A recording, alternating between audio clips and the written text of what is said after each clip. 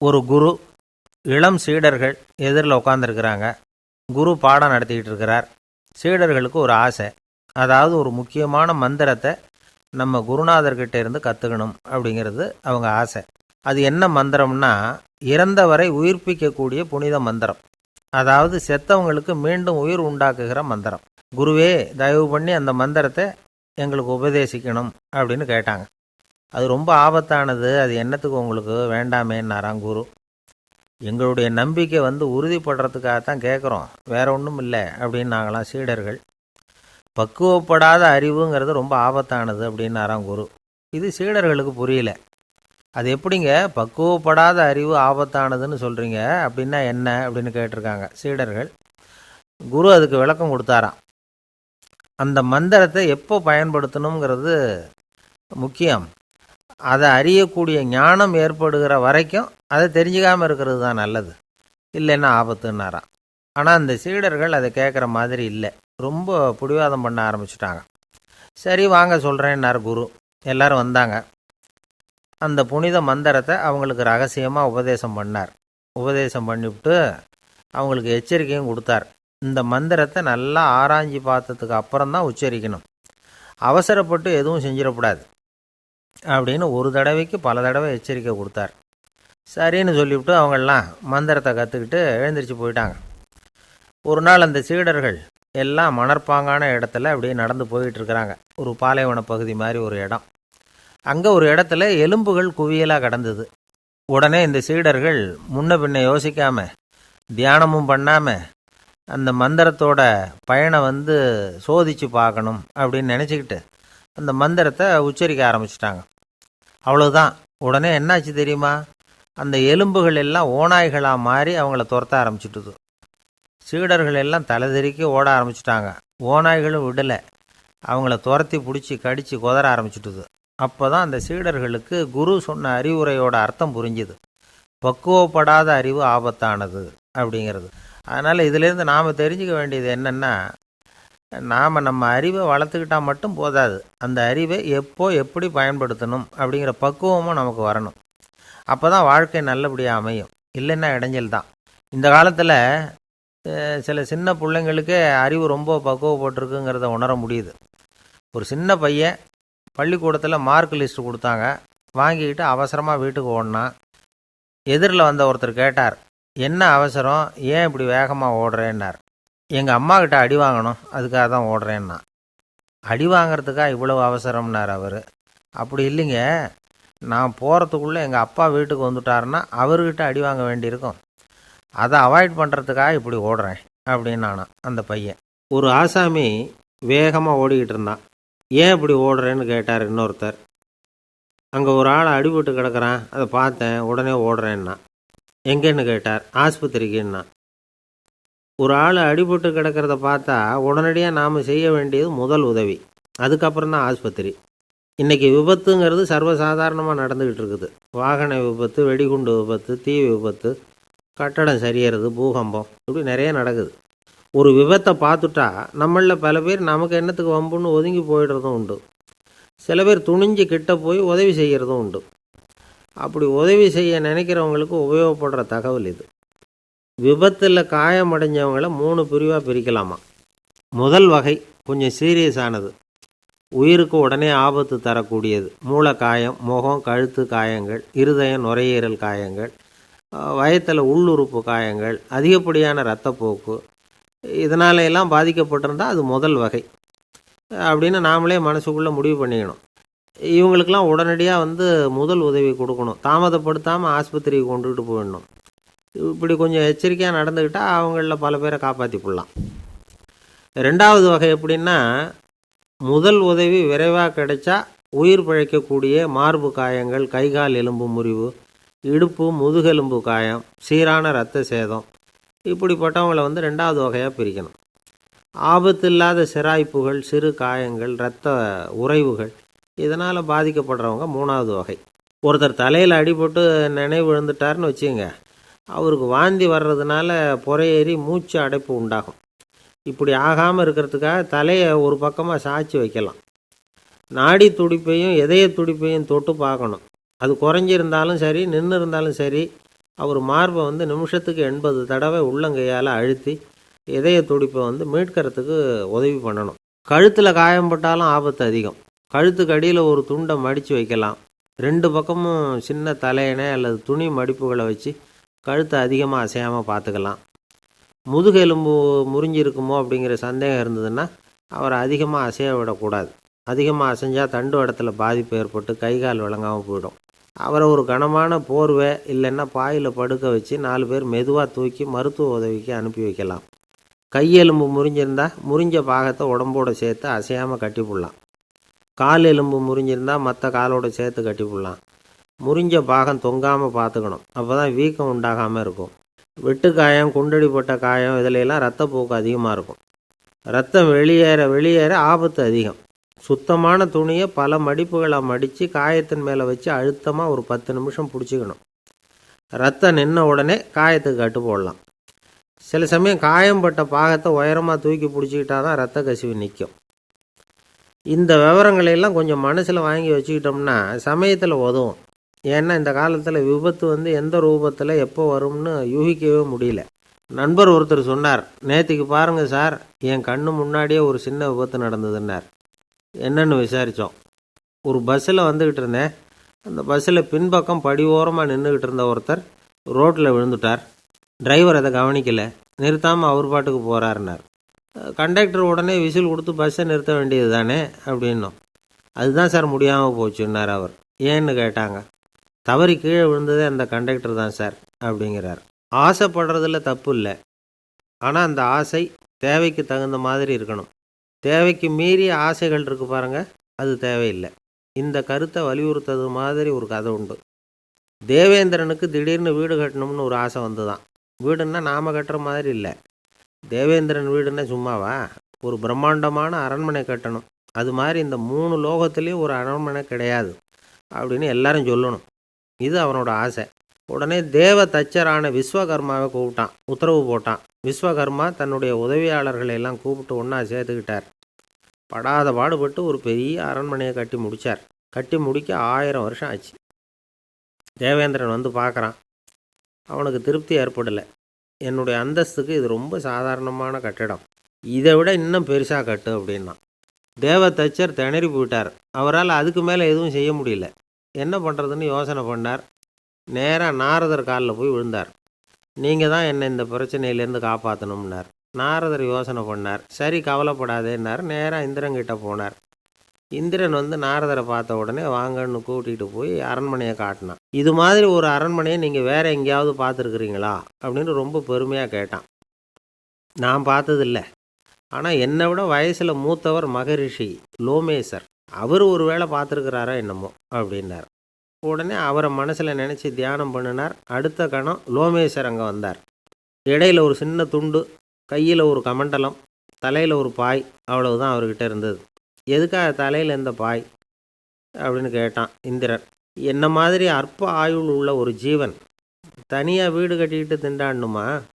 இந்த பாய் தான் ஒரு வீடு மாதிரி எனக்கு நிழல் கொடுக்குது அப்படின்னார் அவர். என்னது, உங்களுக்கு வந்து அவ்வளவு கொஞ்சமான ஆயுளா அப்படின்னு ஆச்சரியத்தோடு கேட்டான் இந்திரன். ஆமாம், இதை பாரு, என்னுடைய மார்பில் ஒரு பொற்காசு அளவுக்கு ரோமம் உதிர்ந்துட்டுது. எப்போ என் உடம்புல உள்ள எல்லா ரோமமும் உதிர்ந்துருமோ அப்போ என்னுடைய ஆயுள் முடியும் அப்படின்னார். எப்போ அந்த ரோமங்கள் பூரா உதிரும்னு கேட்டான் இவன். ஒரு பிரம்மா மறைஞ்சதும் ஒரு ரோமம் உதிரும். என் உடம்புல உள்ள ரோமங்களின் எண்ணிக்கை எவ்வளவோ அவ்வளவு பிரம்மாக்கள் தோன்றி அவங்க ஆயுள் முடியும் பொழுது என் உடம்புல உள்ள ரோமங்கள் பூரா உதிரும் அப்படின்னார். அப்படின்னா ஒரு பிரம்மாவோட ஆயுள் எவ்வளவு காலம்னு கேட்டான். ஒரு பிரம்மாவுக்கு 100 தேவ வருஷம். ஒவ்வொரு தேவ வருஷத்துக்கும் 365 தேவ நாள். ஒவ்வொரு தேவ நாள்லேயும் ஒன்றை மாதிரி 14 இந்திரர்கள் தோன்றி மறைகிறாங்க அப்படின்னு மகரிஷி லோமேசர் சொல்கிறார். இதை கேட்டதும் இந்திரன் ஆடி போயிட்டான். அவ்வளவு ஆயுள் உள்ள இவரே அற்ப ஆயுள்னு சொல்கிறார். நான் என்னுடைய ஆயுளை பெருசாக நினச்சிக்கிட்டு பிரம்மாண்டமான அரண்மனை கட்டணும்னு ஆசைப்படுறேனே அப்படின்னு நினச்சான். எனக்கு வீடு கட்டின வரைக்கும் போதும்னு விட்டான். அதனால் நாமெல்லாம் நம்முடைய தேவைக்கு தகுந்த மாதிரி ஆசைப்படுறது தான் நியாயம். ஆனால் அப்படியே நடந்துக்கிறோம். மனுஷன் வந்து கடவுளையே ஏமாற்றி காசு வாங்கிறதுக்குள்ள ஆசைப்படுறான். ஒருத்தன் கடவுளை நினச்சி தவம் இருந்தான். கடவுள் நேரில் வந்தார். தேவலோகத்தில் ரூபாய்க்கெல்லாம் என்ன மதிப்புன்னு கேட்டான். அங்கெல்லாம் ரூபாய்ங்கிறது உங்கள் பணத்தில் 1,00,00,000 ரூபாய்க்கு சமம். அதாவது தேவலோகத்தில் 1 ரூபான்னா இங்கே 1,00,00,000 ரூபா. அது மாதிரி எங்களுக்கு ஒரு நாளுங்கிறது உங்கள் கணக்கில் 1,00,00,000 வருஷத்துக்கு சமம் அப்படின்னார் கடவுள். அப்படின்னா எனக்கு நீங்கள் அதிகமாக எதுவும் தர வேணாம், உங்கள் கணக்குப்படி ஒரே 1 ரூபா கொடுங்க, அது போதும்னா இவன் ரொம்ப சாமர்த்தியமாக. கடவுள் யோசனை பண்ணார், அது ஒன்றும் கஷ்டம் இல்லை, 1 ரூபா தானே கேட்குற, கொடுத்துட்றேன். ஆனால் இப்போ வரும்பொழுது நான் எடுத்துக்கிட்டு வரல, எங்கள் கணக்குப்படியே 1 நாள் பொறுத்துக்க பணத்தோடு வந்துடுறேன் அப்படின்னு சொல்லிவிட்டு பறந்து போயிட்டார். ஒருத்தர் ரொம்ப கவலையோடு உட்காந்துருந்தார். எதை பற்றி சார் கவலைப்படுறீங்கன்னு கேட்டோம். எதிர்காலத்தை பற்றி கவலைப்படுறேன்னார். ஏன்னு கேட்டோம். என்ன பண்ணுறதுன்னே தெரியல சார், எதிர்காலம் ஒரே இருட்டாக இருக்குது, பாதையே புரியலன்னார். இன்றைக்கி நம்ம இளைஞர்கள் பல பேருக்கு எதிர்காலம் இருட்டாக தான் தெரியுது. அவங்கெல்லாம் இந்த கதையை கொஞ்சம் கேட்கணும். ஒரு மலை அடிவாரத்தில் ஒரு சின்ன கிராமம். அந்த மலை ரொம்ப உயரமானது, அடர்த்தியாக செடி கொடிகள் மரங்கள் அதில் மண்டி கிடக்குது. பகல் வேளையில் இருட்டாக தான் இருக்கும், அவ்வளோ அடர்த்தி. அந்த மலை உச்சியில் ஒரு கோவில். நாள் ராத்திரியே புறப்பட்டால் தான் காலையில் அந்த கோயிலுக்கு போய் சேர முடியும். கிராமத்து இளைஞன் ஒருத்தன் அந்த மலை உச்சிக்கு போக வேண்டியிருந்தது. கையில் ஒரு விளக்கை எடுத்துக்கிட்டு நாள் ராத்திரியே புறப்பட்டான். புறப்பட்டு போனவன் கிராமத்து எல்லையிலேயே நின்றுட்டான். ஏன் தெரியுமா? அவன் கையில் இருந்த விளக்கோட வெளிச்சம் 10 அடி தூரத்துக்கு தான் தெரியுது. அது வரைக்கும் தான் பாதை தெளிவாக இருக்குது. அதுக்கு அப்பாலெல்லாம் ஒரே இருட்டாக இருக்குது, பாதை புரியல. இவன் யோசனை பண்ணி பார்த்தான். மனசுக்குள்ளே ஒரு சந்தேகம், 10 அடி தூரம் தானே வெளிச்சம் தெரியுது, அப்படின்னா நாம் 10 அடி தூரம் தானே போக முடியும், அதுக்கும் அந்தாண்ட ஒரே இருட்டாக இருக்குது, அதில் எப்படி நாம் நடந்து போகிறது, நாம் ரொம்ப தூரம் நடந்து போய் ஆகணுமே, அப்படிப்பட்ட நினப்பெல்லாம் அவனுக்கு வந்துட்டுது. இதுதான் அவன் மனசில் ஏற்பட்ட தயக்கம். இப்படி யோசிச்சுக்கிட்டே அந்த இளம் ஆசாமி புறப்பட்ட இடத்துலையே நின்றுக்கிட்டு இருக்கிறான். அந்த சமயத்தில் ஒரு வயசான பெரியவர் அந்த பக்கமாக வந்தார். அவர் கையில் இதை விட சின்னதாக ஒரு விளக்கு வச்சுருந்தார். அது எப்படின்னா அது ஒரு 5 அடி தூரத்துக்கு தான் வெளிச்சம் காட்டுது, அவ்வளவு சின்ன விளக்கு. அவரும் மலை உச்சிக்கு போகிறதுக்காக தான் வந்துக்கிட்டு இருக்கிறார். அவரை பார்த்து இவன் கேட்டான், என்ன பெரியவரே, இவ்வளவு சின்ன விளக்கை வச்சுக்கிட்டு அவ்வளவு தூரத்துக்கு எப்படி மலையேற போகிறீங்க அப்படின்னு கேட்டான். நீ ஏன் இப்படி தயங்கிட்டே நிற்கிறேன்னு கேட்டார் பெரியவர். என்கிட்ட இருக்கிற விளக்கு 10 அடி தூரத்துக்கு தான் பாதையை காட்டுதுன்னா. இப்போ பெரியவர் சொன்னார், தம்பி, உன் கையில் இருக்கிற விளக்கு கொடுக்குற வெளிச்சத்தை வச்சு நீ முதல்ல 10 அடி தூரம் முன்னாடி போ, 10வது அடியில் போய் நின்றுக்கிட்டு பாரு, மறுபடியும் ஒரு 10 அடி தூரத்துக்கு பாதை தெரியும். இப்படி உன் கையில் இருக்கிற விளக்கு தொடர்ந்து வெளிச்சம் காட்டிக்கிட்டே இருக்கும். நீ முன்னேற முன்னேற அந்த வெளிச்சமும் முன்னேறும். அதனால் எத்தனை கிலோமீட்டர் தூரம் வேணும்னாலும் நீ இந்த 10 அடி தூரம் வெளிச்சத்தை வச்சுக்கிட்டே நீ போயிடலாம், புறப்படு அப்படின்னார். இப்போ தான் அந்த பெரியவர் சொன்னது இளைஞனுக்கு பளிச்சுன்னு புரிஞ்சுதான். உடனே உற்சாகமாக புறப்பட்டான், உச்சிக்கு போய் சேர்ந்தான். இந்த கதையிலேருந்து நாம் புரிஞ்சிக்க வேண்டியது என்ன தெரியுமா? நீண்ட கால திட்டம் ஒன்று போடும் பொழுது நமக்கு முன்னாடி இருக்கிறத மறந்துட்டு மனசை போட்டு குழப்பிக்க கூடாது. உங்கள் கையில் என்ன இருக்கோ அதுலேயே உங்கள் எதிர்காலம் மறைஞ்சிருக்குது. கண் முன்னாடி தெரியறத வச்சு ஆரம்பிங்க, போக போக வழி தானாக புலப்படும் அப்படிங்கிறார் ஒரு பெரியவர். பெரிய பயணங்களையெல்லாம் இப்படி தான் நடத்த வேண்டியிருக்கும். ஒவ்வொரு அடியாக எடுத்து வச்சா ஓடி போய் சேர்ந்து விடலாம், மலைச்சி போய் நின்றுட்டா நின்றுக்கிட்டே இருக்க வேண்டியது தான். நம்ம ஆள்லாம் ரொம்ப மோசமாக இருக்கிறாங்க. ஒருத்தன் அப்படி தான் நீண்ட தூர பிரயாணம் ஒன்று புறப்பட்டான். ரயில் போய்கிட்டே இருந்தது. கொஞ்சம் தூரம் போச்சு, பாதி வழியில் கையில் வச்சுருந்த டிக்கெட்டை காற்றுல விட்டுட்டான். ஐயோ, என் டிக்கெட்டு போயிட்டுதே அப்படின்னு கத்த ஆரம்பிச்சிட்டான். பக்கத்தில் இருந்த பெரியவர் அவனை பார்த்து பரிதாபப்பட்டு, கவலைப்படாத தம்பி, போனால் போகுது, வேறு டிக்கெட் வாங்கிக்கலாம் அப்படின்னு ஆறுதல் சொன்னார். அதுக்கு அவன் சொல்கிறான், சார், நான் அதுக்காக அழலை, அந்த டிக்கெட்டு கிடைச்சா தானே நான் எந்த ஊருக்கு போகணுங்கிறது எனக்கு தெரியும் அப்படிங்கிறான். இந்த உலகமே ஒரு நாடக மேடை, நாம் எல்லாரும் நடிகர்கள். இது ஞானிகள் சொல்கிறது. இது ஒரு பக்கம் இருக்கட்டும்.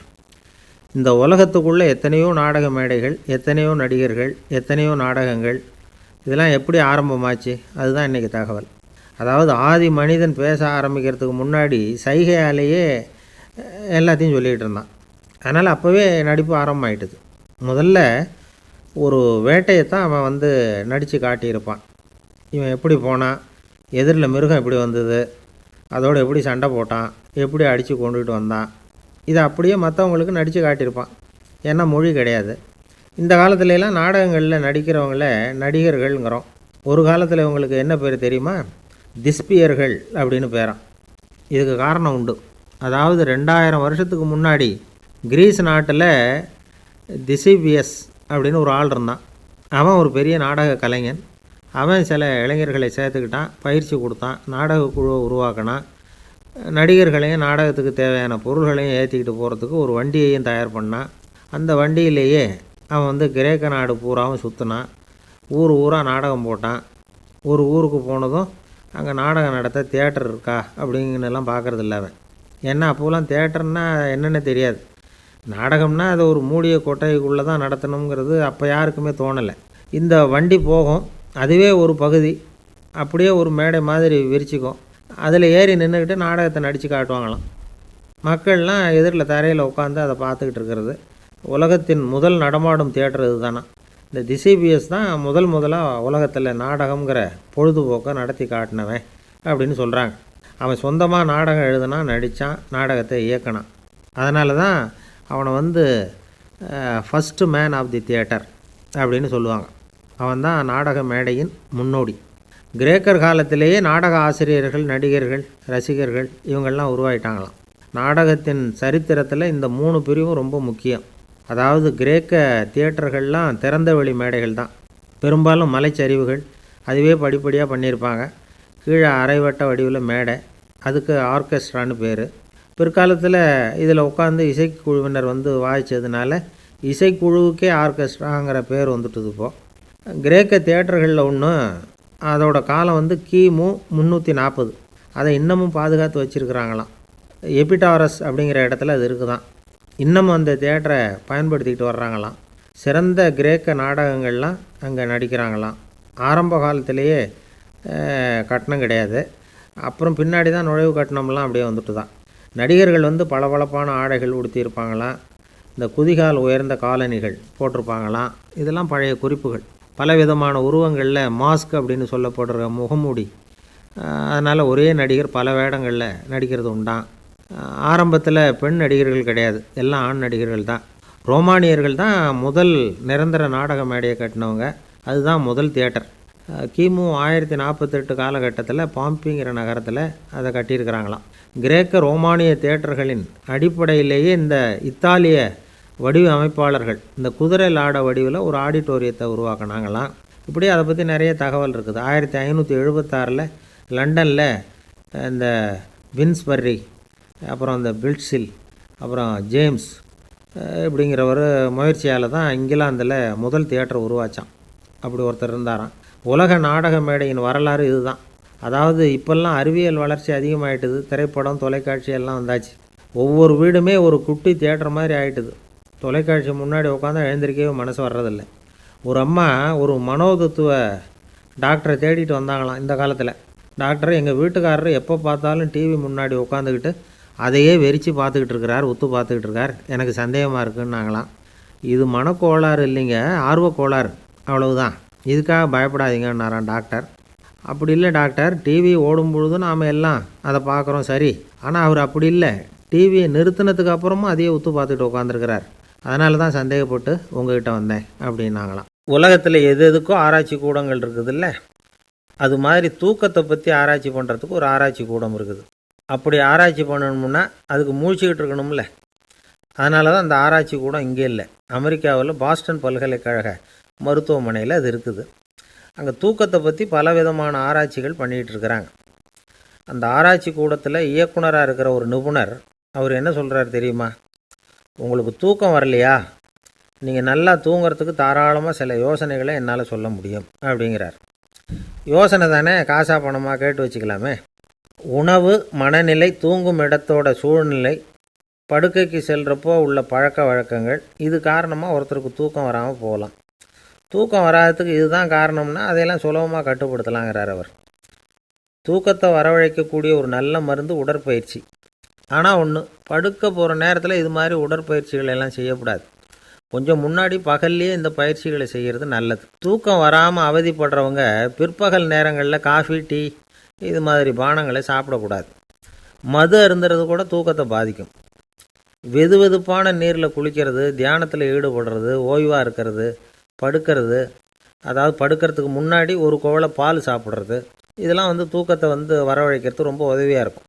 இன்னொரு விஷயம் என்னென்னா, தூங்கி ஆகணுமேங்கிற கவலை வேண்டியதில்லை. அப்படி நினச்சி கவலைப்படுறதை விட்டுடணும். தூக்கம் வரலையா, உடனே படுக்கையை விட்டு எழுந்திருக்க வேண்டியது.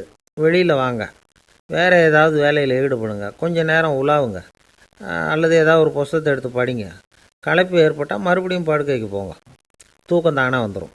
ஒரு விஷயத்தை மட்டும் நல்லா ஞாபகத்தில் வச்சுக்கணும். படுக்கைக்கு போகிறப்போ உங்கள் மற்ற எல்லா பிரச்சனைகளையும் மறந்துடணும். அது எப்படி சார் முடியும்? அந்த நேரம் தானே எல்லா பிரச்சனையும் வரிசையாக ஞாபகத்துக்கு வருது அப்படின்னு நாம் நினைக்கலாம். ஆனால் பழக்கத்தில் அதை நாம் மாற்றிக்க முடியும். கொஞ்சம் முயற்சி பண்ணணும், அவ்வளோதான். இது எல்லாமே ஆராய்ச்சி பண்ணி பார்த்துட்டு அந்த நிபுணர் சொல்கிற கருத்து தான். இன்னொரு விஷயமும் அவர் சொல்கிறார். அது என்னென்னா, உடல் கோளாறு காரணமாக தூக்கம் வராமல் அவதிப்படுறவங்களுக்கெல்லாம் இந்த யோசனைகள் சரியாக வராது அப்படிங்கிறார். அதுக்கெல்லாம் மருத்துவ சிகிச்சை கொடுத்து தான் சரி பண்ணணும். சில பேருக்கு நடு ராத்திரியில் மூச்சு திணறல் ஏற்பட்டு தூக்கம் வராமல் போயிடும். ஊரெல்லாம் தூங்குறப்போ தான் மட்டும் தூங்காமல் மூழ்கிட்டு இருக்கிறது, ஊரெல்லாம் மூழ்கிட்டு இருக்கிறப்போ தான் மட்டும் தூங்குறது, இது மாதிரி கோளாறுகளால் சில பேர் பாதிக்கப்படலாம். காலு தசை முறுக்கிக்கிறதுனால சில பேருக்கு அடிக்கடி விழிப்பு வரலாம். மன அழற்சி காரணமாக சில பேருக்கு தூக்கம் வராது.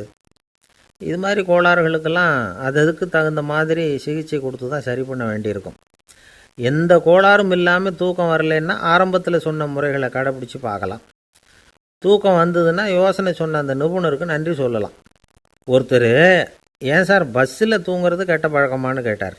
இல்லையே, நான் கூட பஸ்ஸில் போகிறப்ப தூங்கிட்டு தானே போவேன் அப்படின்னார் இன்னொருத்தர். அப்புறம் ஏன் என்ன டிரைவர் வேலை வேணாம்னு வீட்டுக்கு அனுப்பி வச்சுட்டாங்க அப்படின்னாராம் அவர். என்ன சார் உங்கள் பையன் என்ன செஞ்சுக்கிட்டு இருக்கிறான் இப்போது அப்படின்னு கேட்டார் ஒருத்தர். அடிக்கடி கண்ணாடி முன்னாடி நின்று அழகு பார்த்துக்கிட்டு இருக்கிறான் சார் அப்படின்னாரு அப்பா. இளம் பருவம் இப்படி தான் இருக்கும், அதையெல்லாம் சாதாரணமாக நினச்சிடாதீங்க அப்படின்னாரு அவர். என்ன சார் சொல்கிறீங்க? கண்ணாடி முன்னாடி நின்றுக்கிட்டு நேரத்தை வீணாக்கிக்கிட்டு இருக்கான், அதை ஒரு பெரிய விஷயமாக நான் நினைக்கணுமா அப்படின்னாரு இவர். இளம் பருவத்தில் இளைஞர்களுக்கும் சின்ன பொண்ணுங்களுக்கும் அடிக்கடி கண்ணாடியில் பார்க்கணும்னு தோணும். அது வெறுமனே அழகு பார்க்குறது மட்டும் இல்லை, அவங்க தங்களையே தேடி கண்டுபிடிக்கிற ஒரு முயற்சி அது. இது ஒரு மனோதத்துவ விளைவு. இது வரைக்கும் சின்ன பிள்ளையாக இருந்துட்டோம், இனிமேல் நாமளும் மற்றவங்க மாதிரி மனிதர்கள் தான் அப்படிங்கிற உணர்வு அவங்களுக்கு வருது. தங்களோட முகம் எப்படி இருக்குது, அழகு எப்படி இருக்குது, உடம்பு நேரம் எப்படி இருக்குது, முடி எப்படி இருக்குது அப்படிங்கிறதையெல்லாம் கண்டுபிடிக்கிறாங்க. அதுக்கப்புறம் இன்னொரு ஆணோ பொண்ணோ தன்னை கவனிக்கணும் அப்படின்னு நினைக்கிறாங்க. இதெல்லாம் மனோதத்துவ உண்மைகள், இதெல்லாம் இயற்கை. இதை பார்த்துட்டு பெற்றவங்க பிள்ளைங்க கெட்டு போட்டாங்க அப்படின்னு நினைக்கக்கூடாது, அவங்கள திட்டிக்கிட்டே இருக்கக்கூடாது. இன்றைக்கி பல குடும்பங்களில் இதுதான் நடந்துக்கிட்டு இருக்குது. மனுஷ வாழ்க்கையிலேயே இப்படியும் இல்லாத அப்படியும் இல்லாத ஒரு பருவம் இளம் பருவம். 13லேருந்து 19 வயசுக்கு உட்பட்ட ஆண்கள் பெண்கள் இந்த வகையை சேர்ந்தவங்க, டீனேஜ் குரூப். இவங்கள சின்னவங்கன்னு நினச்சிட முடியாது, பெரியவங்கன்னு நினச்சிட முடியாது. இவங்க ரொம்ப சென்சிட்டிவ். சமூகம் நினச்சா இவங்களை நல்லவங்களாகவும் ஆக்கலாம், கெட்டவங்களாகவும் ஆக்கலாம். கொஞ்சம் அக்கறை எடுத்துக்கிட்டால் பெரிய பெரிய மேதைகளையும் விஞ்ஞானிகளையும் உருவாக்கலாம். ஆனால் நடக்கிறது என்ன தெரியுமா? அநேகமாக இவங்களை யாருமே சரியாக புரிஞ்சுக்கிறதில்ல, இவங்களை சரியாக நடத்துகிறதும் இல்லை. இது வரைக்கும் நாம் சொல்கிறத கேட்டுக்கிட்டு இருந்தான், இப்போல்லாம் அவன் இஷ்டத்துக்கு நடக்க ஆரம்பிச்சுட்டான் அப்படின்னு வருத்தப்படுற பெற்றோர்கள் அதிகம். இது வருத்தப்படுற விஷயம் இல்லை, சந்தோஷப்பட வேண்டிய விஷயம். உங்கள் புள்ள சொந்தமாக யோசிக்க ஆரம்பிக்கிறதும் நடந்துக்க ஆரம்பிக்கிறதும் ஒரு தப்பான விஷயமா? அவன் கடைசி வரைக்கும் உங்கள் பேச்சையே கேட்டுக்கிட்டு இருக்கணுங்கிறது என்ன நியாயம்? இன்றைக்கி இளைஞர்களை பெரியவங்க தப்பாக புரிஞ்சுக்கிட்டு தவறாக நடத்துறதுனால தான் அவங்களுக்கு வெறுப்பு, எரிச்சல், மனக்கசப்பு எல்லாம் உண்டாகுது. பெற்றவங்க சரியாக மதிக்கிறது இல்லை அப்படிங்கிற ஒரே காரணத்தினாலேயே வீணாக போகிற பிள்ளைங்க இன்றைக்கி அதிகம். சரி, பெற்றவங்களுக்கு இன்றைக்கி என்ன தான் புத்தி சொல்ல வர்றீங்க அப்படின்னு கேட்குறீங்களா? நாம் எதையும் சொல்ல வரல, ஆனால் அது சம்பந்தமான சில நிபுணர்கள் சொல்லியிருக்கிறத உங்கள் காதில் போட்டு வைக்கலாம். அது என்னென்னா, பிள்ளைங்க கிட்ட அன்பு செலுத்துங்க. குழந்தையாக இருந்தப்போ எவ்வளவு பாசமாக இருந்தீங்க, வளர வளர அதை ஏன் குறைச்சிக்கிறீங்க? பெற்றவங்களின் அன்பான வார்த்தைகளுக்கு ஏங்குறவங்க தான் இன்றைய இளைஞர்கள். அவங்க எதை சொன்னாலும் அதை அக்கறையாக காது கொடுத்து கேளுங்க, அலட்சியப்படுத்தாதீங்க. அவங்க விரும்புகிறது உங்கள்கிட்டேருந்து ஒரு மதிப்பு, மரியாதை, அங்கீகாரம், இவ்வளவுதான். அவங்க அவங்களாவே முடிவுகள் எடுக்கட்டும், அதுக்கு நீங்கள் உதவியாக இருங்க, அது போதும். மற்றவங்க முன்னாடி, முக்கியமாக அவங்க நண்பர்கள் முன்னாடி அவங்கள பற்றி மட்டமாக பேசாதீங்க. அவங்கக்கிட்ட பொய் சொல்லக்கூடாது. நீங்கள் சொன்னது பொய்ன்னு தெரிஞ்சு போச்சுன்னா உங்கள் பேரில் அவங்களுக்கு இருக்கிற மதிப்பு போயிடும், நம்பிக்கை போயிடும். அவங்களுக்கு முன்னாடி நீங்கள் சண்டை போடக்கூடாது. உங்கள் பிள்ளைய எப்பவும் இன்னொரு பிள்ளையோட ஒப்பிட்டு பேசுகிற வேலையே வேணாம். கூட பிறந்த மற்றவங்களோட கூட ஒப்பிடக்கூடாது. இப்படி செஞ்சால் அவன் உங்ககிட்டையும் பிரியமாக இருக்க மாட்டான், அவங்ககிட்டையும் பிரியமாக இருக்க மாட்டான். புள்ள எங்கே போகிறான், என்ன பண்ணுறான் அப்படின்னுலாம் துப்பறிஞ்சிக்கிட்டு இருக்கக்கூடாது. இளைஞர்கள் தனிமையை விரும்புகிறவங்க. அவங்கள பெட்டியில் வச்சு மூடி பாதுகாக்கணும்னு நினைக்கக்கூடாது. அவங்கள எப்படி பாதுகாக்கிறது அப்படிங்கிறது அவங்களுக்கே தெரியும். உங்கள் புள்ள எப்படி நடந்துக்கணும்னு நீங்கள் எதிர்பார்க்குறீங்களோ அது மாதிரி நீங்கள் நடந்து காட்டுங்க, அது போதும். ஒரு வீட்டில் அப்பாவும் அம்மாவும் பேசிக்கிட்டு இருக்கிறாங்க. என்னங்க, நம்ம பொண்ணு பெரியவளாயிட்டா, அடிக்கடி கண்ணாடி முன்னாடி போய் நின்றுக்கிட்டு இருக்கிறா, சீக்கிரமாக ஒரு பையனை பார்த்து கல்யாணத்தை முடிக்காமல் இப்படி மசன்னு கல் மாதிரி உட்காந்துருக்குறீங்களே அப்படின்னு சத்தம் போட்டாங்க அந்த அம்மா. அவசரப்படாத, பார்க்குறதுக்கு கண்ணுக்கு அழகாக லட்சணமாக புத்திசாலியாக ஒரு பையன் கிடைக்க வேணாமா, அதுதான் பார்த்துக்கிட்டு இருக்கிறேன் அப்படின்னார் அப்பா. இதுக்கு அந்த அம்மா சொல்கிறாங்க, எங்கள் அப்பா இப்படியெல்லாம் நினச்சிக்கிட்டு இருந்திருந்தா எனக்கு கல்யாணமே ஆயிருக்காது தெரியுமா அப்படின்னாங்களாம். ஒரு ஊரில் ஒரு ராஜா இருந்தார். பெரிய அரண்மனையில் தான் இருக்கிறார். எல்லா வசதியும் இருந்தது. இருந்தாலும் அவர் எல்லாரும் சொல்கிறது எப்படி தெரியுமா, பிச்சைக்கார ராஜா. அப்படி ஒரு பேர் அவருக்கு நிலச்சி போச்சு. ஜனங்களும் சரி, மற்ற தேசங்களில் உள்ளவங்களும் சரி, அவர் அந்த பேர் சொல்லியே குறிப்பிடுறது வழக்கமாக போட்டுது. இது அவருக்கு ரொம்ப கவலையாக போச்சு. என்ன இது, நம்மளை தேடி வர்றவங்களுக்கெல்லாம் நாம் சோறு போடுறோம், நம்ம புகழ்ந்து பாடல் ஏற்றி கொண்டு வர்ற புலவர்களுக்கெல்லாம் அவங்க எப்படி வந்தாலும் ஒருவேளை சோறு போடணுங்கிறது உத்தரவு. இவ்வளவுலாம் செஞ்சும் நம்மளை போய் பிச்சைக்கார ராஜான்னு எல்லாரும் சொல்கிறாங்களே, அது ஏன், எதுக்காக இப்படி சொல்கிறாங்க? இதுதான் ராஜாவுக்கு குழப்பம். சரி, இதை பற்றி நம்ம அமைச்சர்கள்கிட்ட கேட்கலாமா அப்படின்னு யோசனை பண்ணார். இந்த விஷயத்தை போய் அவங்கக்கிட்ட எப்படி கேட்குறதுன்னு அவருக்கு தயக்கமாக இருந்தது. கௌரவ குறைச்சலாக தெரிஞ்சுது அவருக்கு. சரி, சாதாரண குடிமக்கள்கிட்ட இதை பற்றி கேட்கலாமா அப்படின்னு யோசனை பண்ணார். கேட்கலாம், ஆனால் அவங்க யாரும் ராஜா முன்னாடி நின்று தைரியமாக பேசக்கூடிய அளவுக்கு இல்லை. ராஜாவோட குழப்பம் நாளுக்கு நாள் அதிகமாக போச்சு. கடைசியாக அவர் ஒரு முடிவுக்கு வந்தார்.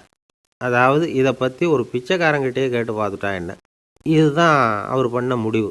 உடனே மாறு வேஷம் போட்டுக்கிட்டு நகர்வலம் போனார். ஒரு பிச்சைக்காரனை கண்டுபிடிச்சார். இதை பாருப்பா, நம்ம ராஜாவை எல்லாரும் பிச்சைக்கார ராஜான்னே சொல்கிறாங்களே, அதுக்கு என்ன காரணமாக இருக்கும் அப்படின்னு கேட்டார். அதுக்கு அவன் சொல்கிறான், இதுக்கான பதிலை இன்னும் ஒரு 30 நாளில் சொல்கிறேன் அப்படின்னா. உடனே இவருக்கு சந்தோஷம். உண்மையை அவங்ககிட்ட சொன்னார். நான் வேறு யாரும் இல்லை, நான் தான் இந்த நாட்டு ராஜா. இப்போ நீ என் கூடவே வந்துடு, அரண்மனையிலேயே தங்கிக்கோ. 30 நாள் கழித்து எனக்கு பதில் சொல்லிவிட்டு அதுக்கப்புறமா நீ போகலாம் அப்படின்னு சொல்லி அழைச்சிட்டு வந்துட்டார். அரண்மனையில் ஒரு மூலையில் அவன் தங்கறதுக்கு இடம் கொடுத்தார். தினம் 2 வேளையும் இவனுக்கு சோறு போடுங்க அப்படின்னு உத்தரவு போட்டார். ராஜா கொடுத்த இடத்துல போய் உக்காந்துக்கிட்டான் அந்த பிச்சைக்காரன். தினமும் அந்த அரண்மனையில் நடக்கிறதையெல்லாம் கவனிச்சிக்கிட்டு வந்தான். வேளைக்கு சாப்பாடு வரும், சாப்பிட்டுக்கிட்டு இருக்கான். இப்படி 30 நாள் முடிஞ்சுது. ராஜா வந்தார். என்ன, என்னோட கேள்விக்கு பதில் என்னன்னு கண்டுபிடிச்சிட்டியான்னார். கண்டுபிடிச்சிட்டேன்னா. என்ன எல்லாரும் பிச்சைக்கார ராஜான்னு சொல்கிறாங்களே, அது நியாயமாக படுதா உனக்குன்னு கேட்டார். நியாயமாக தான் படுது, சந்தேகம் இல்லாமல் நீங்கள் பிச்சைக்கார ராஜா தான். என்ன தான் நீங்கள் வசதியோடவும் படைபலத்தோடவும் இருந்தால் கூட நீங்கள் எங்கள் வர்க்கத்தை சேர்ந்த ஆசாமி தான் அப்படின்னு அடித்து சொல்லிவிட்டான் அந்த ஆள். ஏனால் அப்படி சொல்கிறேன்னு கேட்டார் இவர். அரசே, ஒரு உண்மையை கண்டுபிடிச்சி சொல்கிறதா நான் உங்ககிட்ட சொன்னேன். நீங்கள் ராஜ பரம்பரைன்னா உடனே உங்கள் கழுத்தில் கிடக்கிற முத்து மாலையை கழட்டி பரிசாக கொடுத்துருப்பீங்க, பொன்னையும் மணியையும் கொடுத்துருப்பீங்க. ஆனால் நீங்கள் அப்படி செய்யலை. என்னை ஒரு மூலையில் உட்கார வச்சு 2 வேளை சோறு போட சொன்னீங்க. உங்களை தேடி யார் வந்தாலும், யார் பாராட்டி பேசினாலும் அல்லது பிரச்சனைகளை சொன்னாலும் நீங்கள் செய்கிற ஒரே காரியம் சோறு போடுறது தான். பிச்சைக்காரனுக்கு சோறு மட்டும்தான் உலகம். உங்கள் விஷயத்துலேயும் நீங்கள் அப்படி தான் நினைக்கிறதாக தெரியுது. நல்லா கவனிங்க. எந்த ஒரு பிரச்சனைக்கும் சோறு தான் முடிவுன்னு நினைக்கிறீங்க பாருங்கள். நீங்கள் சந்தேகமில்லாத எங்களை சேர்ந்த ஆள் தான் அப்படின்னு விட்டான் அந்த பிச்சைக்காரன். அதுக்கப்புறம் தான் அந்த ராஜா தன்னுடைய தவறுகளையெல்லாம் தேர்த்திக்கிட்டாராம். பசின்னு வர்றவங்களுக்கு சோறு தான் போடணும், அது தப்பு இல்லை. பாராட்ட வர்றவங்களுக்கெல்லாம் சோத்தையே போட்டு அனுப்புனா இப்படி தான் பேர் வரும். எனக்கு தெரிஞ்ச ஒருத்தர் தினமும் யாராவது ஒருத்தரை தன் வீட்டுக்கு அழைச்சிட்டு போவார், சாப்பாடு போட்டு அனுப்புவார். முன்னறிவிப்பு இல்லாமல் திடீர்னு ஒரு விருந்தாளியோட வீட்டில் போய் இவர் நிற்கிறது வழக்கம். அந்த அம்மாவும் இவருக்காக தயார் பண்ணி வச்சுருந்ததை இவர் அழைச்சிட்டு வந்திருக்கிற விருந்தாளிக்கு போட்டுருவாங்க. விருந்தாளி சாப்பிட்டுட்டு போனதுக்கப்புறம் இவர் மனைவிகிட்ட உனக்கு சிரமம் வேணாம் அப்படின்னு சொல்லிவிட்டு பக்கத்தில் உள்ள ஒரு ஹோட்டலுக்கு போய் காசு கொடுத்து சாப்பிட்டுட்டு வந்துடுவார். பல நாள் இப்படி நடக்கும். ஒரு நாள் அவரை தனியாக கூப்பிட்டுக்கிட்டு போய் ஏன் இப்படி பண்ணுறீங்கன்னு கேட்டோம். அதுக்கு அவர் சொல்கிறாரு, எங்கள் வீட்டு சாப்பாட்டிலேருந்து தப்பிக்கிறதுக்கு எனக்கு வேறு வழி எதுவும் தெரியல சார், அதனால தான் இப்படி பண்ணிகிட்ருக்கிறேன் அப்படின்னார் ரொம்ப பரிதாபமாக. என்னை விட யோக்கியம் இந்த உலகத்தில் வேறு யாரும் இல்லை சார் அப்படின்னார் ஒருத்தர். அவரை விட அயோக்கியன் வேறு யாரும் இருக்க முடியாதுங்கிற முடிவுக்கு கேட்டவங்க வந்துட்டாங்களாம். மனுஷனுக்கு இருக்கிற ஒரு மிகப்பெரிய குறையே தன்கிட்ட இருக்கிற குறை அவனுக்கு தெரியாமல் போகிறது தான். ஆனால் அடுத்தவங்ககிட்ட இருக்கிற குறை இவனுக்கு தெளிவாக தெரிஞ்சிடும். ஒரு ஒட்டகம் ஒரு கொக்கை பார்த்து ஒரு கேள்வி கேட்டுதான். என்ன கேள்வி தெரியுமா? உன் கழுத்து ஏன் இப்படி வளைஞ்சி போயிருக்குது அப்படின்னு கேட்டிருக்கு. இதுக்கு உடம்பே வளைச்சல். இது போய் கொக்கை கிண்டல் பண்ணுது. இன்றைக்கி மனித சுபாவமும் கிட்டத்தட்ட இப்படி தான் இருக்குது. இந்த உலகத்தில் குறையில்லாத மனிதர்கள் யாரும் கிடையாது, நாம் உள்பட அப்படிங்கிறத முதல்ல நாம் நல்லா புரிஞ்சுக்கணும். ஒரு ஊரில் ஒரு விற்பனை நிலையம் இருந்தது. செல்ல பிராணிகளை விற்பனை செய்கிற நிலையம் அது. நாய், கிளி, பூனை இப்படி நிறைய வச்சு விற்பனை பண்ணிகிட்டு இருக்கிறாங்க. நாய்க்குட்டி விற்பனை செய்கிற பகுதியில் ஒரு சிறுவன் நின்றுக்கிட்டு இருந்தான். விற்பனை செய்கிற ஆளுகிட்ட விலை கேட்டுக்கிட்டு இருந்தான். அதோ இருக்குதே அந்த நாய்க்குட்டி என்ன விலை அப்படின்னு கேட்டானா. 1000 ரூபா அப்படின்னாரான். சரி அது வேணாம், இது என்ன விலைன்றிருக்கான். 500 ரூபா அப்படின்னாரான். இந்த சின்ன பையன் கையில் வச்சுருந்தது வெறும் 50 ரூபா தான். அதனால் இதை விட குறைச்சலாக கிடைக்குமான்னு பார்த்துருக்கான். அந்த கடையில் ஒரு மூலையில் சரியாக கவனிக்கப்படாமல் ஒரு நாய்க்குட்டி படுத்து கிடந்தது. பாவமாக கத்திக்கிட்டு இருந்தது. அதை பார்த்ததுமே இவனுக்கு அது ரொம்ப பிடிச்சி போச்சு. உடனே அந்த கடைக்காரரை பார்த்து, அதுவும் அந்த மூலையில் படுத்து கிடக்குதே அந்த நாய்க்குட்டி என்ன விலை அப்படின்னு கேட்டிருக்கான். தம்பி, அது ஒரு கால் ஊனம், அதனால் அது உன்னோட குதித்து விளையாடவோ ஓடுறதோ அதால் முடியாத காரியம் அப்படின்ட்டுருக்கார் அவர். அது தெரிஞ்சுதாங்க கேட்குறேன், அதோட விலை என்ன அதை மட்டும் சொல்லுங்களேன் அப்படின்ட்டுருக்கான். தம்பி, இது கால் ஊனம் உள்ள ஒரு நாய். இதை போய் காசு கொடுத்து வாங்கிறதுக்கு யாராவது பிரியப்படுவாங்களா? இதை நான் உனக்கு இலவசமாகவே தர்றேன், எடுத்துகிட்டு போ அப்படின்னாரான். இதை கேட்டதும் அந்த சிறுவனுக்கு கோவம் வந்துட்டு தான். நீங்கள் ஒன்றும் சும்மா கொடுக்க வேணாம், இந்தாங்க 50 ரூபா, இதை வச்சுக்கிட்டு நாய்க்குட்டியை கொடுங்க அப்படின்ட்டுருக்கான். அவருக்கு ஒன்றும் புரியல, ஆச்சரியமாக இருந்தது. சரின்னு பணத்தை வாங்கிட்டு நாய்க்குட்டியை தூக்கி கொடுத்தார். அந்த சிறுவன் அந்த நாய்க்குட்டியை 2 கையாலையும் வாங்கினா, மார்போடு பிரியமாக சேர்த்து அணைச்சிக்கிட்டான். தெருவில் இறங்கி நடக்கிறான். அப்படி நடக்கும்பொழுது தான் பார்க்குறார், கடைக்காரர் ஆச்சரியமாக அவனை பார்க்குறார். அப்போ தான் அவருக்கு ஒரு விஷயம் புரியுது. அந்த சிறுவன் தெருவில் நாய்க்குட்டியை மார்போடு அணைச்சிக்கிட்டு விந்தி விந்தி நடந்து போய்கிட்டு இருக்கிறான். ஆமாம், அவனுக்கும் ஒரு கால் ஊனம். இந்த நாய்க்குட்டியை யாருமே வாங்க மாட்டாங்கன்னு நினச்சிக்கிட்டு இருந்தார். குறையுள்ள அதுக்கும் ஒரு எஜமானன் கிடச்சிட்டான். அதனால் ஊனம் ஒரு குறை இல்லை அப்படிங்கிற உண்மையை அந்த கடைக்காரர் புரிஞ்சுக்கிட்டாராம். நம்மால் ஒருத்தர் கொஞ்சம் வயசானவர், எழுந்திரிச்சு சரியாக நடக்க முடியாது, சாய்வு நாற்காலியிலேயே எப்பவும் உட்காந்துருப்பார். அவர் தனக்கு துணையாக ஒரு நாயை பக்கத்தில் வச்சுருந்தார். அதுவும் ரொம்ப வயசான ஒரு நாய், எழுந்திரிக்கவே சிரமப்படும், நடக்கவும் முடியாது. அவர் பக்கத்துலேயே இதுவும் சோர்ந்து போய் படுத்து கிடக்கும். அந்த பெரியவரை பார்க்க வந்த ஒருத்தர் கேட்டார், ஏங்க, ஒரு சின்ன பையனை உங்களுக்கு துணையாக வச்சுக்கப்படாதா? இந்த நாயை உங்களுக்கு பாதுகாப்பாக வச்சுருக்கிறீங்களே, உங்களுக்கு ஒரு ஆபத்துன்னா இது எப்படி உங்களுக்கு உதவ முடியும் அப்படின்னார். அப்போ அவர் சொன்னாராம், எனக்கு ஒரு ஆபத்துன்னா அந்த சமயத்தில் இந்த நாய் என்னை தனியாக விட்டுட்டு ஓடி போயிடாமல் இருக்கணும்ல, அதுக்காக தான் இதை நான் வச்சுருக்கிறேன் அப்படின்னாராம். இந்த உலகத்தில் எவ்வளவோ உயிரினங்கள் இருக்குது. ஒவ்வொன்றும் ஒவ்வொரு விதமாக சண்டை போடுது. இப்போ 2 மாடு சண்டை போட்டுக்குதுன்னு வச்சுக்கோங்க, என்ன பண்ணும்? 2 முட்டிக்கும். அதுக்கு சண்டை போடுறதுக்கு ஆயுதமாக உபயோகப்படுறது அதோட கொம்பு. 2 சேவல் சண்டை போட்டுக்குதுன்னு வச்சுக்கோங்க, அதுக்கு ஆயுதமாக உபயோகப்படுறது அதோட கால் நகம். காலால் தான் அது ஒன்றோட ஒன்று சண்டை போட்டுக்கும். ஆனால் 2 மனுஷன் சண்டை போட்டுக்கிறான்னு வச்சுக்கோங்க, இவன் இன்னதை தான் ஆயுதமாக உபயோகப்படுத்துவான்னு குறிப்பிட்டு சொல்ல முடியாது. கல்லை எடுப்பான், கத்தி எடுப்பான், துப்பாக்கி எடுப்பான், என்ன வேணாலும் பண்ணுவான். வாயால் திட்டுவான், கையால் அடிப்பான், காலால் உதைப்பான், சகலகலா வல்லவன். விலங்குகள்லாம் பொதுவாக வாயை சாப்பிட்றதுக்கு மட்டும்தான் உபயோகப்படுத்துது. ஆனால் இவனுக்கு சாப்பிட்றதுக்கும் அதுதான், சாப்பிட்டு விட்டு திட்டுறதுக்கும் அதுதான். ஆனால் ஒரு விஷயத்தில் மட்டும் கெட்டிக்கிறேன். அதாவது நாம் சண்டை போட்டுக்கிட்டாலும் பரவாயில்லை, கோழிகள் சண்டை போடாமல் இருக்கணும் அப்படின்னு ஆசைப்படுறான். எதுக்காக? கோழிகள் சண்டை போடாமல் இருந்தால் நிறைய முட்டைகள் போடுமா, அதுக்காக தான் இந்த அக்கறை. கோழி பண்ணை வச்சுருக்கிறவங்களுக்கு இது ஒரு பெரிய பிரச்சனை. அதாவது பண்ணையில் இருக்கிற கோழிகளுக்குள்ளே அடிக்கடி சண்டை வந்துடும். அதனால் முட்டை உற்பத்தி குறைஞ்சிரும். சரி, இதுக்கு என்ன பண்ணுறது? பண்ணையில் போய் உட்காந்துக்கிட்டு தினமும் பஞ்சாயத்து பேசிகிட்டு இருக்க முடியுமா? அமெரிக்காவில் கோழி பண்ணை வச்சுருக்கிற ஒருத்தர் இதை பற்றி யோசனை பண்ணி பார்த்தாராம். ஒரு வழியையும் கண்டுபிடிச்சிருக்கார். கோழிக்கெல்லாம் மூக்கு கண்ணாடி மாட்டி விட்டுட்டோம்னா அது சண்டை போடுற குணம் குறைஞ்சிரும். முட்டை அதிகமாகிடும், அந்த கண்ணாடியில் உள்ள லென்ஸு சிவப்பு நிறத்தில் இருக்கணும், அவ்வளவுதான் அப்படின்னு அவர் கண்டுபிடிச்சாராம்.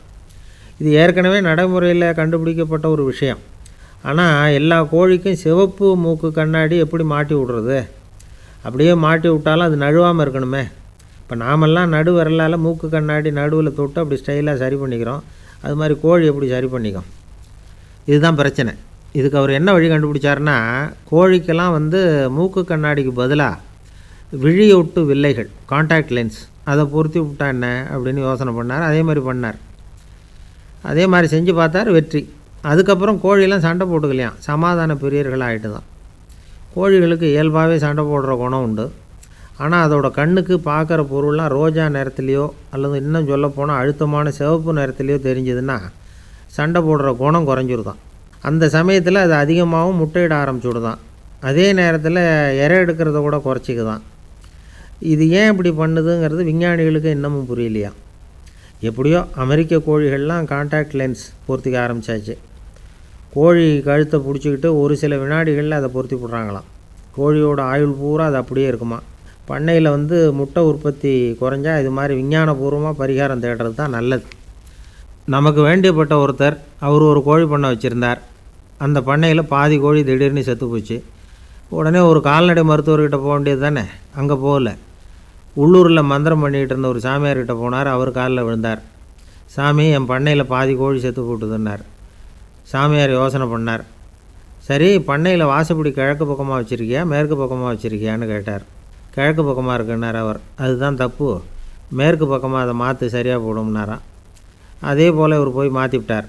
அப்பவும் பாதி செத்து போச்சு. மறுபடியும் சொன்னார், சாமி மறுபடியும் பாதி கோழி செத்து போட்டுதேன்னார். சரி, கூரை எப்படி போட்டிருக்க, ஓடு போட்டிருக்கியா இல்லை கீத்து போட்டிருக்கேன்னார். ஓடு போட்டிருக்கேன்னாராம் அவர். அதுதான் தப்பு, கீத்து போட்டுரும் சரியாக போடும்னாராம். சரின்னு போய் அதையும் மாற்றி பார்த்தார்.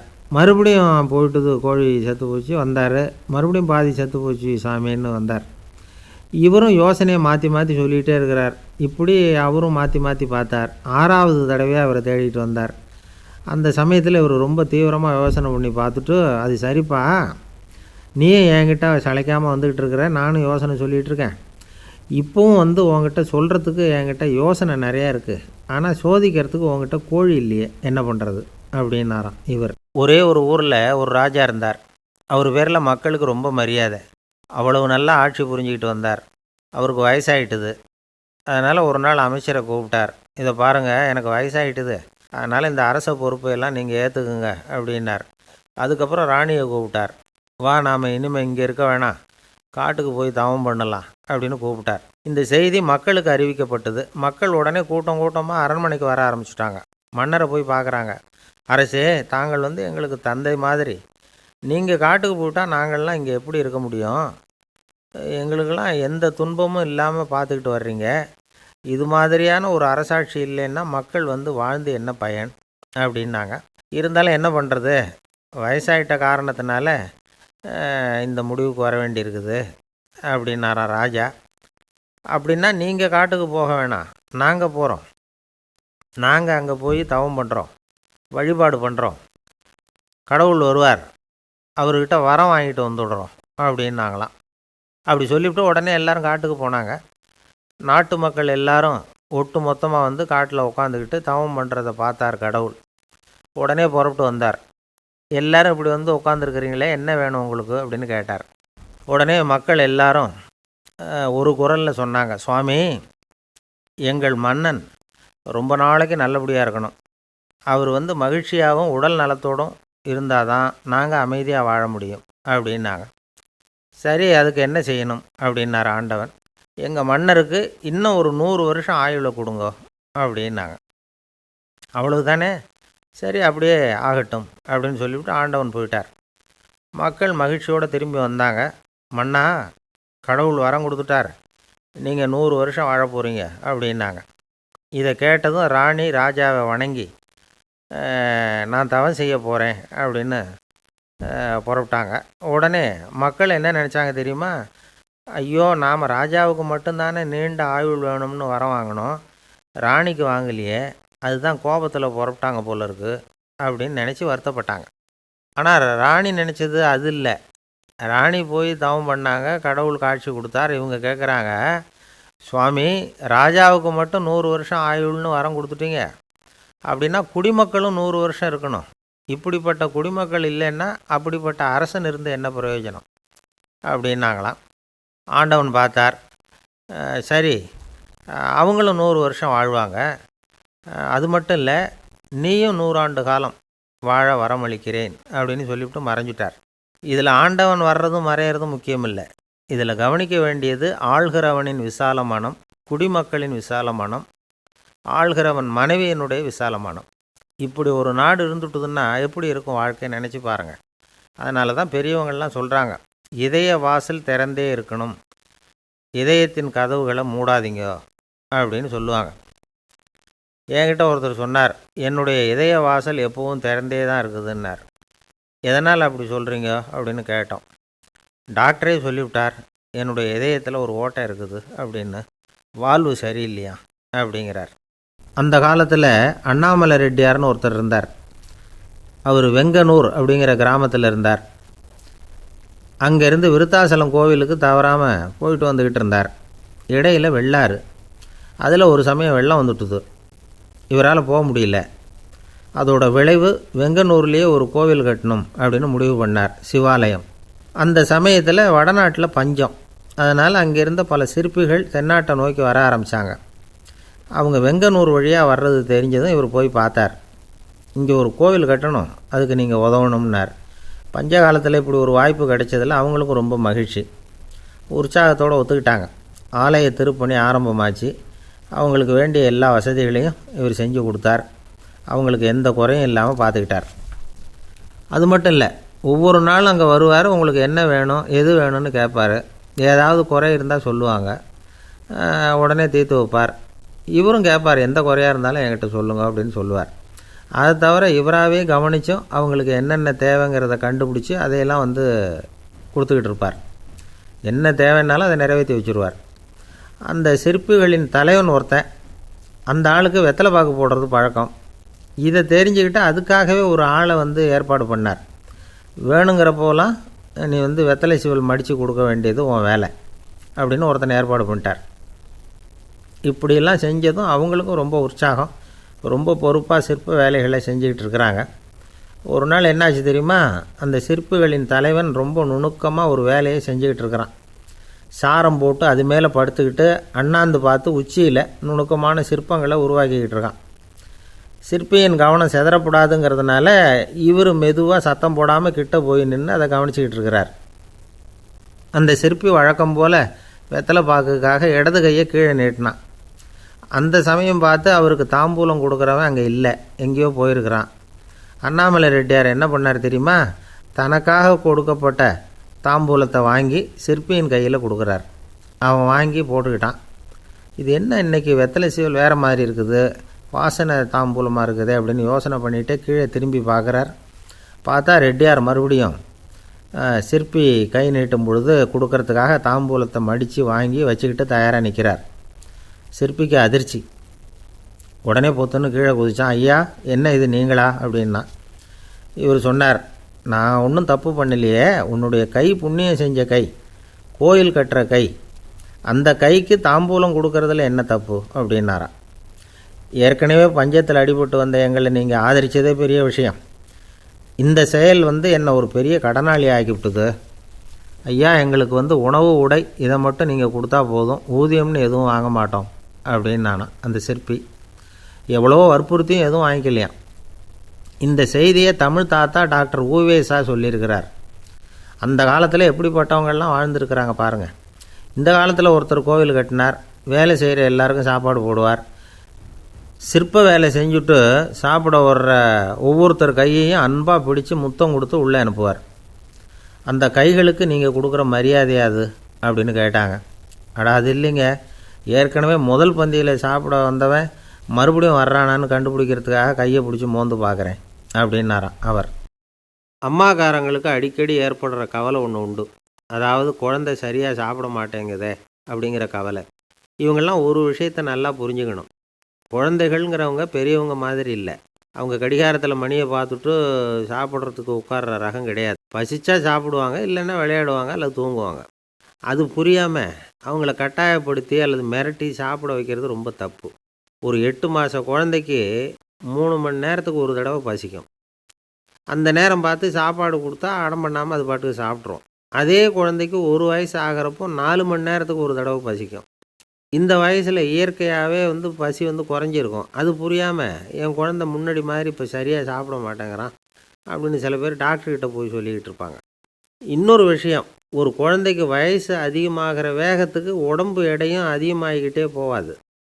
உடம்பு எடை அதிகமாகிற வேகம் குறைஞ்சிக்கிட்டே வரும். 6 மாத குழந்தைக்கு ஒரு வாரத்தில் 150 கிராம் எடை கூடும். ஒரு வயசில் வாரத்துக்கு 71 கிராம் எடை கூடும். இது புரியாமல் அதிகமாக சாப்பாட்டை கொடுத்து குழந்தைய கஷ்டப்படுத்தக்கூடாது. ஏன்னா அளவுக்கு மீறின உணவு அஜீரணத்தை உண்டு பண்ணிவிடும். குழந்தைக்கு ஒரு தட்டில் கொஞ்சமாக ஆகாரத்தை வச்சு கொண்டுகிட்டு போய் கொடுக்கணும். மலை மாதிரி குவிச்சு வச்சா அதை பார்த்ததுமே பசி அடங்கி போயிடும். அடித்து மிரட்டி பயமுறுத்தி குழந்தைய சாப்பிட வைக்கிற பழக்கம் இருக்குது பாருங்கள், அதுக்கு ஃபுட் ஃபோர்ஸிங் அப்படின்னு பேர். இப்படி பண்ணுனா குழந்தைக்கு சாப்பாட்டில் விருப்பம் குறைஞ்சிரும். அதை கண்டாவே வெறுக்க ஆரம்பிச்சிடும். அது மாதிரி உளம் சார்ந்த பசி குறைவு, சைக்கோஜெனிக் அனோரெக்சியா, அது ஏற்படுமா. சாப்பாடுங்கிறதே ஒரு தண்டனை மாதிரி தோணும். குழந்தைகளுக்கு பிடிச்ச மாதிரியான ஆகாரத்தை கொடுக்கணும். சத்து அதிகம் இருக்குங்கிறதுக்காக அதுக்கு பிடிக்காத ஆகாரத்தை கொடுத்து கட்டாயப்படுத்தக்கூடாது. குழந்தைகளுக்கு 2 வயசு ஆகிறப்போ இயற்கையாகவே எதிர்மறை குணம் உண்டாகும். அதாவது அந்த எதிர்மறையாக பேசுகிறது. இது மாதிரி சமயங்களில் நாம் என்ன சொல்கிறோமோ அதுக்கு நேர்மாறாக நடந்துக்கும். ஏட்டிக்கு போட்டி. சாப்பிட சொன்னால் விளையாட போகும், விளையாட சொன்னால் சாப்பாடு கேட்கும். இதை புரிஞ்சுக்கிட்டு நடந்துக்கணும். குழந்தை சொன்ன பேச்சை கேட்கலேன்னு கோவப்படக்கூடாது. குழந்தை வளர வளர பிடிவாத குணம் வர்றது சகஜம். கேட்டதை வாங்கி கொடுத்தா தான் சாப்பிடுவேன் அப்படின்னு பிடிவாதம் பண்ணும். வாங்கி கொடுத்துடுறது தான் உத்தமம். நீங்களும் அதுக்கிட்ட பிடிவாதம் பண்ணிகிட்டு இருக்கக்கூடாது. ஏன்னா கேட்டது கிடைக்கலையேங்கிற ஏமாற்றம் கூட குழந்தையோட பசியை குறைச்சிரும். கேட்டது கிடைச்சிட்டா பசி அதிகமாகும். கொடுத்ததை மலமலன்னு சாப்பிட்றோம். குழந்தைகளுக்கு கண்ட கண்ட நேரத்தில் சாப்பிட்றதுக்கு எதையாவது வாங்கி கொடுத்துக்கிட்டு இருந்தால் சாப்பாட்டு நேரத்தில் சாப்பிடாமல் அடம் பண்ண ஆரம்பிச்சிடும். பள்ளிக்கூடம் போகிற பிள்ளைங்க காலை உணவை சரியாக சாப்பிட மாட்டாங்க. அச்சம், அவசரம், பரபரப்பு இதெல்லாம் தான் காரணம். பள்ளிக்கு புறப்படுறதுக்கு ஒரு 3/4 மணி நேரத்துக்கு முன்னாடியே சாப்பாடு போட்டுருங்க, அது சரியாக போடும். படிக்கிற குழந்தைகள் உடல் சோர்வு, மனச்சோர்வு இது காரணமாக கூட சாப்பிட மறுக்கிறது உண்டு. இப்போ உதாரணமாக சாயந்தரம் விளையாடி விட்டு வீட்டுக்கு வந்ததும் சாப்பிட சொன்னால் வேணாம்பாங்க. இது உடல் சோர்வு. ரொம்ப நேரம் வீட்டு பாடங்களை செஞ்சு முடித்த கையோடு சாப்பிட சொன்னாலும் அவங்களால சரியாக சாப்பிட முடியாது. இது உளச்சோர்வு, அதாவது மனச்சோர்வு. இதை தவிர குழந்தைகளுக்கு உடல் நலக்குறைவு ஏற்பட்டால் கூட சாப்பிட மறுக்கிறது உண்டு. சில மருந்து மாத்திரைகள் கூட பசியை குறைச்சிரும். அதனால் சரியாக தெரிஞ்சுக்கிட்டு குழந்தைகளை சாப்பிட வைக்கணும். அது புரியாமல் கையில் சாப்பாட்டு தட்டை வச்சுக்கிட்டு குழந்தைகளை விரட்டிக்கிட்டு அலையக்கூடாது. ஒரு சின்ன பையன் சொன்னான், எங்கள் அம்மா சாப்பாடு போடுறது தெரிஞ்சால் நான் உடனே வீட்டை விட்டு வெளியில் ஓடி போடுவேன் அப்படின்னா. ஏன் அப்படி பண்ணுறேன்னு கேட்டோம். எங்கள் அப்பா கூட அது மாதிரி தான் சார் பண்ணுவார் அப்படிங்கிறான். ஜவஹர்லால் நேரு பிரதமராக இருந்த சமயம் அவர் ஒரு தடவை சென்னைக்கு வந்திருக்கிறார். இங்கே சில முக்கிய நிகழ்ச்சிகளில் கலந்துக்கிறதுக்காக வந்திருந்தார். ஆளுநர் மாளிகையில் ஒரு நாள் ராத்திரி தங்கி மறுநாள் புதுடெல்லி புறப்படுறதாக ஏற்பாடு.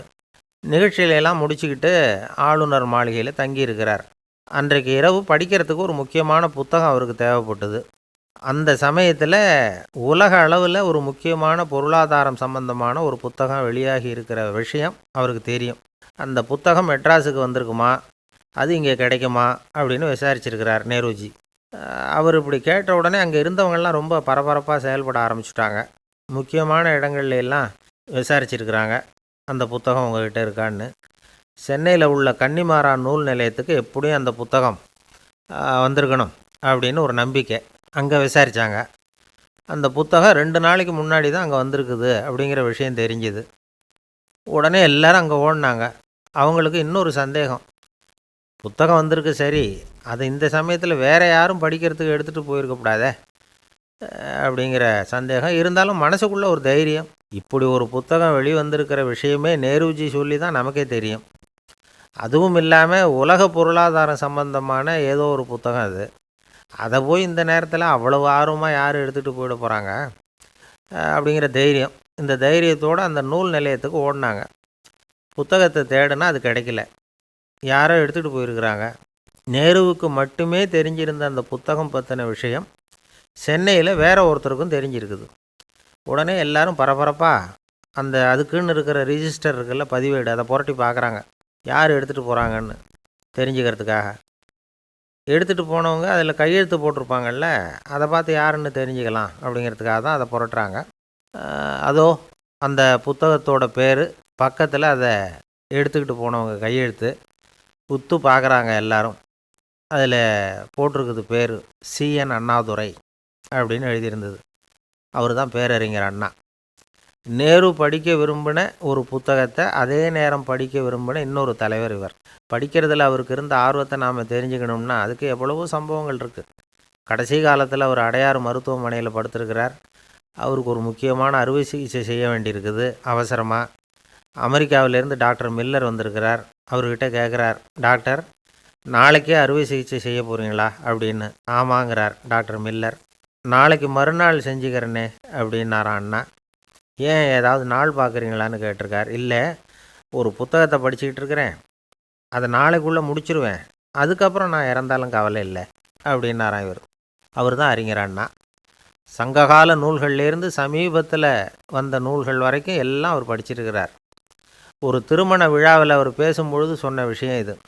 சங்க காலத்தில் காதலியை மணக்க விரும்புகிறவனுக்கு அவனுடைய தந்தை வீர சோதனைகள்லாம் வைப்பார். போய் புலிப்பல் கொண்டுக்கிட்டு வா, அப்போ தான் என் பொண்ணை கொடுப்பேன் அப்படின்னு சொல்லுவார். காதலன் உடனே காட்டுக்கு போவான், ஒரு புலியை கொன்று அதனுடைய பல்லை கொண்டுக்கிட்டு வருவான். அதை வீர பதக்கத்தில் பதிச்சு அவனுக்கு மாமனார் சூட்டுவார் கல்யாண சமயத்தில். இப்போலாம் காதலன் கிட்ட அப்படி சொல்ல முடியாது. இப்போலாம் காதலன்கிட்ட காட்டுக்கு போய் புலிப்பல் கொண்டுக்கிட்டு வான்னு யாராவது சொன்னால் புலி தான் மாப்பிள்ளையாக வந்து சேரும் அப்படின்னார். ஒரு அம்மா தெருவில் உட்காந்து என்னத்தையோ தேடிட்டு இருக்கிறாங்க. அந்த அம்மா ஒரு சூஃபி ஞானி. அவங்க பேர் என்னென்னா ரபியா அல் அடாவியா. அந்த அம்மாவுக்கு கண் கூட தெளிவாக தெரியாது. அந்த பக்கமாக வந்த சில பேர் இவங்களுக்கு உதவி செய்கிறதுக்காக வந்தாங்க. என்ன தேடிகிட்டு இருக்கிறீங்க அப்படின்னு கேட்டாங்க. இதுக்கு அந்த அம்மா, அந்த கேள்வி அவ்வளோ முக்கியத்துவம் இல்லை, நான் தேடிகிட்டு இருக்கிறேன், உங்களால் முடிஞ்சால் எனக்கு உதவி பண்ணலாம் அப்படின்னாங்களாம். உதவி செய்ய வந்தவங்களுக்கு ஆச்சரியம். எதை தேடுறோங்கிறது தெரியாமல் இப்படி ஏன் நேரத்தை செலவழிக்கிறீங்க, நாங்கள் எப்படி உங்களுக்கு உதவ முடியும், எங்களுக்கு ஒன்றும் புரியலையே அப்படின்ட்டுருக்காங்க. சரி, உங்களை திருப்தி பண்ணுறதுக்காக சொல்கிறேன், ஒரு குண்டூசி தொலைஞ்சி போச்சு, அதை தேடுறேன் அப்படின்னாங்களாம் அந்த அம்மா. அதுக்கப்புறம் இவங்களும் சேர்ந்து தேட ஆரம்பிச்சிட்டாங்க. கொஞ்ச நேரம் ஆச்சு, ஒன்றும் கிடைக்கல. உதவி செய்ய வந்தவங்களும் அழுத்து போட்டாங்க.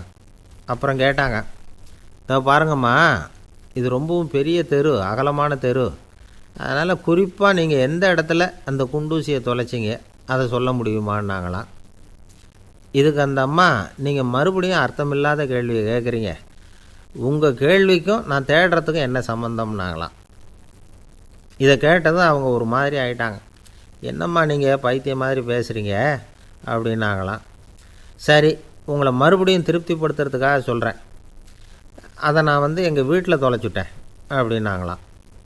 அப்புறம் எதுக்காக இங்கே வந்து தேடிட்டு இருக்கிறீங்க அப்படின்னு கேட்டிருக்காங்க. ஏன்னா இங்கே தான் வெளிச்சம் அதிகமாக இருக்குது, அங்கே வீட்டுக்குள்ளே இருட்டாக இருக்குது, அதனால் இங்கே வந்து தேடுறேன், வெளிச்சம் உள்ள இடத்துல தானே தேட முடியும் அப்படின்னாங்களாம் அந்த ஞானி. இந்த கதைக்கு என்ன அர்த்தங்கிறத பெரியவங்க சொல்கிறாங்க. அதாவது இந்த தேடுதல்ங்கிறது ஒரு வியாதி. அது நம்ம சதா அலைய வைக்கும், பைத்தியமாக மாற்றுறதுக்கு முயற்சி பண்ணோம். ஒரு காலம் அது நிறைவு அடையவே அடையாது. வாழ்வுங்கிறது ஒரு புரிந்து கொள்ள முடியாத சதா இயங்கி கொண்டிருக்கிற ஒரு செயல். அதுக்கு ஆரம்பமும் இல்லை, முடிவும் கிடையாது. எதையோ தேடணும் அப்படிங்கிற உந்துதல் நமக்குள்ளே இருக்கும், ஆனால் குறிப்பாக எதை தேடிட்டு இருக்கிறோம் அப்படிங்கிறது புரியாது. அப்படி ஏதாவது ஒன்றை தேடி அடைஞ்சிட்றோம்னு வச்சுக்கோங்க, உடனே ஒரு அதிருப்தி வந்துடும். அதனால் வாழ்க்கைங்கிறது சலிப்பு நிறைந்தது அப்படிங்கிற எண்ணத்தை உண்டாக்கிக்கிறோம். ஒன்று அடைஞ்சதுக்கு அப்புறம் இன்னொன்று தேட ஆரம்பிச்சிருவோம்.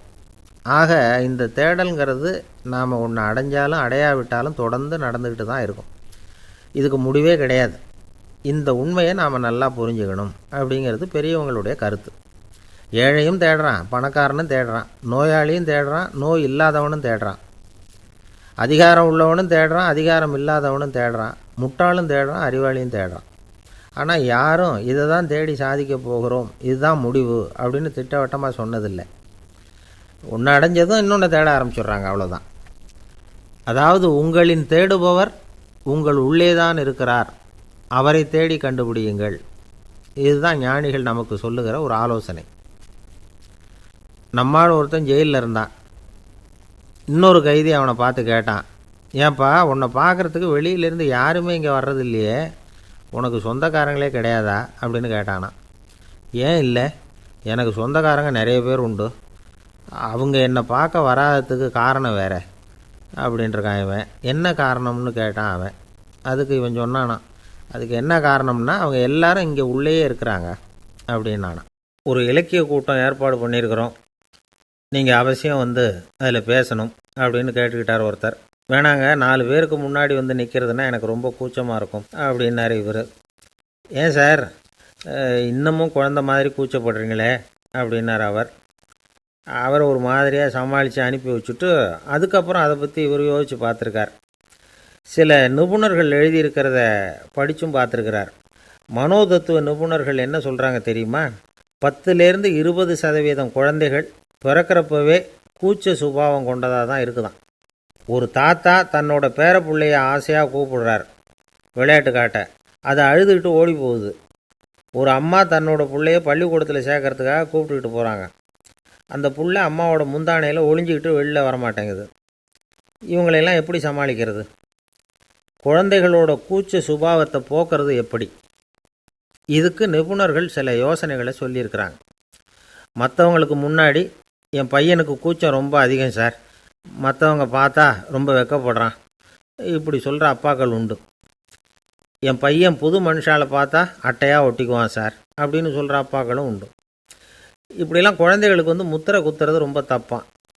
புதுசாக யாராவது வீட்டுக்கு வந்தால் குழந்தை தானாக தன்னோட கூச்சத்தையும் பயத்தையும் போக்கிக்கிட்டு சகஜமாக மாறி வர்றதுக்கு வாய்ப்பு கொடுக்கணுமா.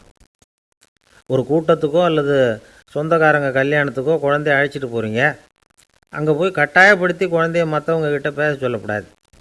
சில சமயம் குழந்தை தானாக தன்னுடைய கூச்ச சுபாவத்தை விட்டு பேசுகிறதுக்கு முன் வந்தால் அதை பாராட்டணும். குழந்தை கலகலப்பு இல்லாமல் மௌனமாக இருந்ததுன்னா அதையும் கண்டுக்கக்கூடாது.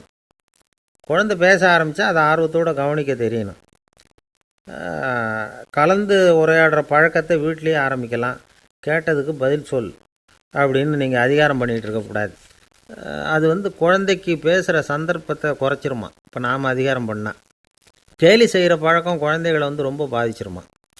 பெரியவங்களானதுக்கு அப்புறமும் சில பேர் கூச்சத்தோடவும் பயத்தோடவும் இருக்கிறதுக்கு இதுதான் காரணம். சின்ன வயசில் அவங்கெல்லாம் ஏதாவது கேலிக்கு ஆளாகி இருப்பாங்க. 2வது குழந்தை மூத்த குழந்தைய வந்து கேலிக்கு ஆளாகிற சந்தர்ப்பங்களை கண்டு கேலி பண்ணினா அது இளம் நெஞ்சங்களை விட்டு நீங்கிறதே இல்லையா. எப்பவும் குழந்தையோட நடை உடை பாவனைகளை பற்றி சொல்லிக்கிட்டே இருக்கக்கூடாதான். அதுவே கூச்ச சுபாவத்தை கொண்டுட்டு வந்துடுமா. அப்பா எங்கேன்னு யாராவது கேட்டால் இது மாதிரி இன்ன காரியத்துக்காக வெளியில் போயிருக்கார், இத்தனை மணிக்கு திரும்பி வருவார் அப்படின்னு சொல்கிற அளவுக்கு குழந்தைகளை வந்து பழக்கப்படுத்தி வைக்கணும். ஃபோன்லேயே யாராவது விசாரித்தா கூட இது மாதிரி பதில் சொல்லு அப்படின்னு சொல்லணும். சின்ன சின்ன மீட்டிங்கில் 4 வார்த்தை பேச தயார் பண்ணலாம். ஒரு கடையிலையோ அல்லது ஹோட்டல்லையோ ஏதாவது விவரம் கேட்கணும்னா உங்கள் குழந்தைய தைரியமாக அனுப்புங்க. குழந்தைகள் பணிவாகவும் பொறுமையாகவும் விவரம் கேட்குறப்போ கூச்ச சுபாவம் தானாக போயிடும்.